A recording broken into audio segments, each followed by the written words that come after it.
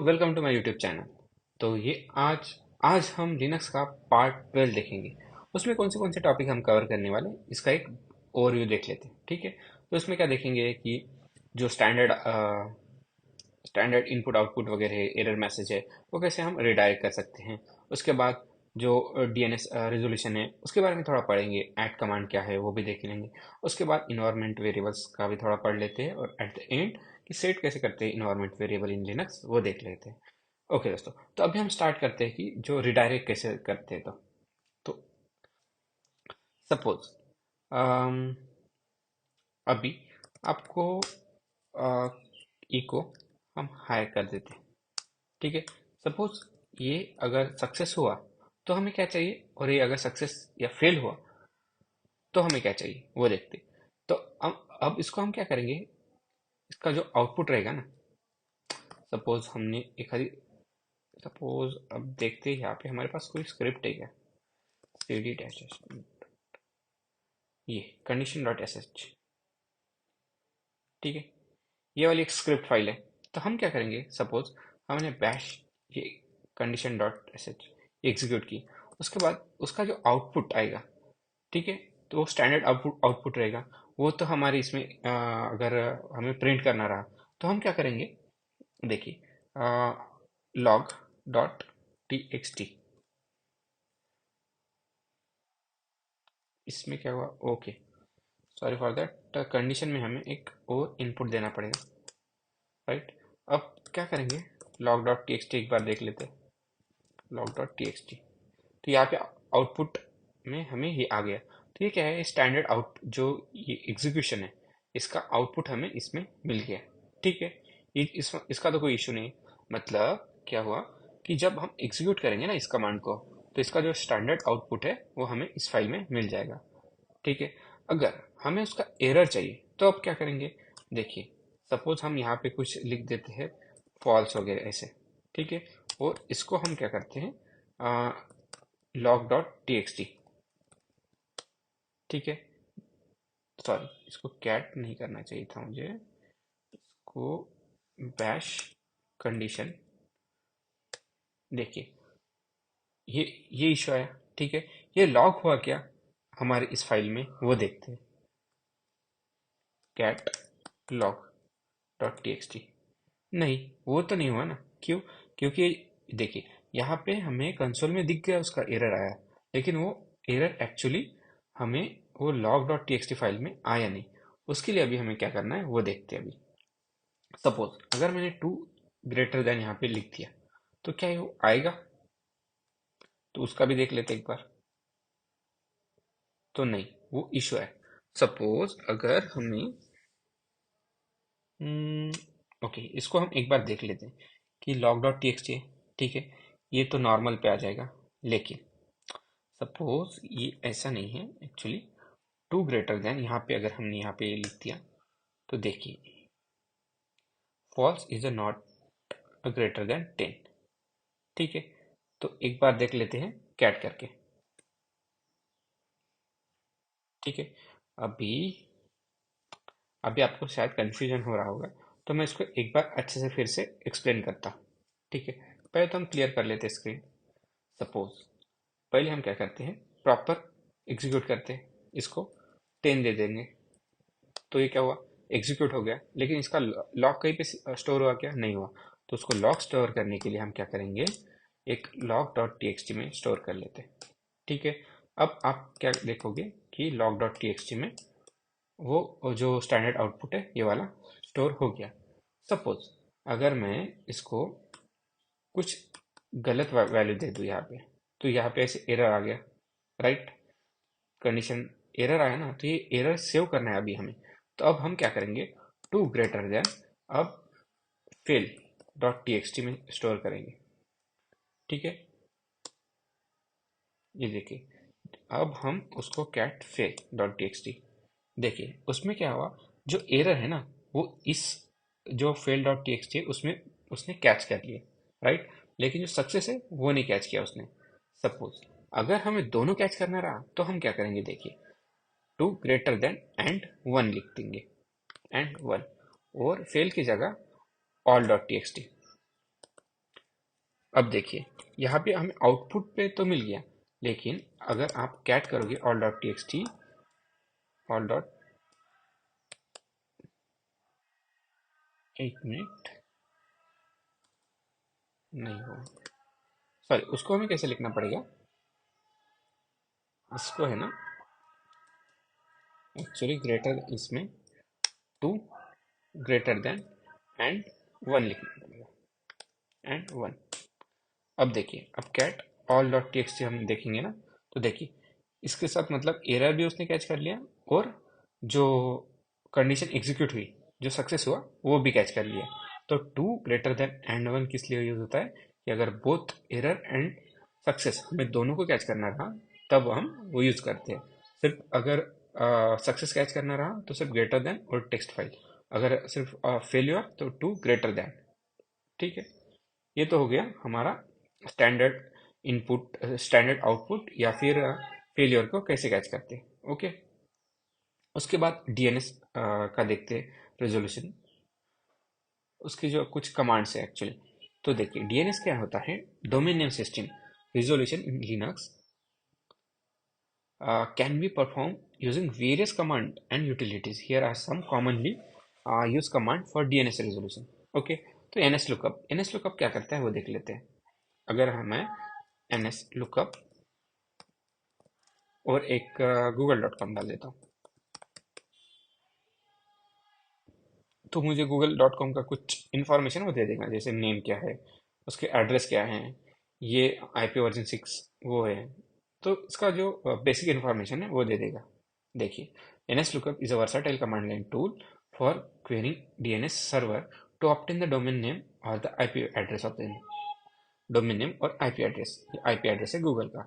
आपको अगर चेक करना रहा तो आप क्या करोगे, इसको कॉपी कर दोगे, उसके बाद इसको एंटर करोगे। देखिए, आपने की वो गूगल पे रिडायरेक्ट किया, मतलब उसने। ठीक है, ये you can provide domain name as a argument, NSLOOKUP will return the corresponding IP address. ठीक है, ये तो हमने हो गया। अब डिग डिग करके देखते हैं एक बार। क्लियर, अब डिग और google.com। अब डिग करने से क्या पता चला हमें, ये काफ़ी सारी हेडर के बारे में इंफॉर्मेशन मिली, फिर एंड्स, ये पोजीशन, ये क्या है एक्चुअली, ये देख लेते हैं। डिग मतलब domain information groper is a powerful DNS querying tool. ये क्या करता है, it provide the detail information about DNS record including IP address, mail server and more. Okay, ये भी हो गया। अब होस्ट देख लेते हैं। अगर सपोज मैं क्लियर कर देता हूँ होस्ट, फिर google.com, इसने क्या किया, google.com हैज एड्रेस ये वाला, ठीक है, आईपी एड्रेस ये वाला है, और google.com mail is handle bye ये वाला एसएमटीपी, ये वाली हमें इंफॉर्मेशन मिल गई। तो होस्ट क्या करेगा, देखिए, host command is use for querying DNS server and displaying the IP address और the domain information. It can also perform reverse DSN DNS lookup. ठीक है, ओके। उसके बाद क्या करता है, पिंग। पिंग क्या होता है, ping is primarily use for testing network connectivity. Suppose हमें चेक करना रहा कि पिंग google.com, हमारे करंट सिस्टम में इंटरनेट प्रॉपरली वर्क हो रहा नहीं, तो उस चेक करने के लिए हम ये करेंगे पिंग ये वाला। तो देखिए, पैकेट सेंड भी हो रहे हैं और रिसीव भी हो रहे हैं। ठीक है, तो आपको ऐसे ये इतने बाइट सेंड हुए, इसका टीटीएल क्या है, टाइम कितना लिया, ये सारी इन्फॉर्मेशन आपको मिल जाएगी। Okay, done. तो ये देखिए, यहाँ पे उसने एट द एंड क्या बोला कि 10 packet send, 10 packet received, zero loss, तो नेटवर्क कनेक्टिविटी हमारी प्रॉपर है। वैसे ही एक है, ये वाला देख लेते, गेट ENT होस्ट, ये उससे क्या होता है ये देख लेते हैं पहले। google.com, तो उसने क्या किया, एक IPv6 है शायद, तो देख लेते हैं, get ENT command retrieve entries from the various databases including DNS। ठीक है, उसके बाद ये भी काफ़ी सारे, बहुत सारे कमांड है एक्चुअली, तो आप एक एक गो थ्रू कर सकते हो। ओके, उसके बाद हम क्या करेंगे कि ऐट ऐट क्यों यूज होता है और कब यूज होता है ये देख लेते हैं। ऐट क्या है कमांड, अगर देखिए, at command in Linux is use to schedule a one time और recurring task, okay, to be executed at a specified time In a future, it allows you to submit a command or a script for a execution at a later time without needing to log in when the task is executed. This is um, particularly useful for automating tasks that need to be performed at a specific time, such as running a backup, sending email पैसे। तो देखिए इसका syntax क्या है, at hyphen F जो script है और कब एग्जीक्यूट करनी है, at time hyphen F script मतलब specific specifies a file containing the command or a script to be executed और टाइम ये वाला रहेगा स्पेसिफिक सॉरी ओके। तो हाइफन एफ एक स्क्रिप्ट फाइल रहेगी और स्पेसिफिक टाइम और स्पेसिफिक स्क्रिप्ट। तो एग्जांपल क्या है, एट 10 PM, ठीक है, run a command at a specific time, ठीक है। स्पेसिफिक टाइम को हमें से कुछ कमांड एग्जीक्यूट करनी रही तो हम क्या करेंगे, ये वाली कमांड एग्जीक्यूट कर देंगे, मतलब एट जो टाइम है हमें वो और हाइफन एफ जो फाइल है वो, ठीक है। एक तो हम ऐड भी यूज कर सकते हैं या फिर हम क्या कर सकते हैं कि क्रॉन जॉब है उससे भी, लेकिन ऐड कब यूज करते हैं देखिए, ऐड अगर हम एक ही बार अगर एग्जीक्यूट करना रहा ना तो हम ऐड करते हैं, लेकिन अगर रिपीटेटिव रहा वन टाइम के लिए ऐड यूज करेंगे, लेकिन वो रिपीटेटिव रही ना तो हम क्या करेंगे कि क्रॉन जॉब से यूज कर लेंगे। ओके, उसके बाद क्या है, all variable sorry all environment variables, वो कैसे देखते हैं एक बार देख लेते हैं। अगर आपने env टाइप किया तो आपको आउटपुट में सारे के सारे शेल कौन सा है, बैश प्रेजेंट वर्किंग डायरेक्टरी कौन सा है, ठीक है, ये जो है ना ये ऑल सारे के सारे एक इन्वायरमेंट वेरिएबल है, ठीक है। आपको वो दिख, या फिर आप प्रिंट env उससे भी सेम इन्वायरमेंट वेरिएबल वो प्रिंट कर देगा, env या प्रिंट env दोनों actually kind of similar command ये। ओके, उसके बाद हम उसके बाद क्या है टॉपिक देख लेते हैं, सेट इन्वायरमेंट वेरिएबल। अगर आपको एक आधा इन्वायरमेंट वेरिएबल सेट करना है आप क्या कर सकते हो, export A equal to time. अगर आपको अब कैट करोगे ना, कैट डॉलर ए तो आपको मिल, sorry not cat, okay, export हमने कर दिया सपोज, तो एक बार देख लेते हैं, सपोज हमने एक्सपोर्ट कर दिया है इसमें, ओके,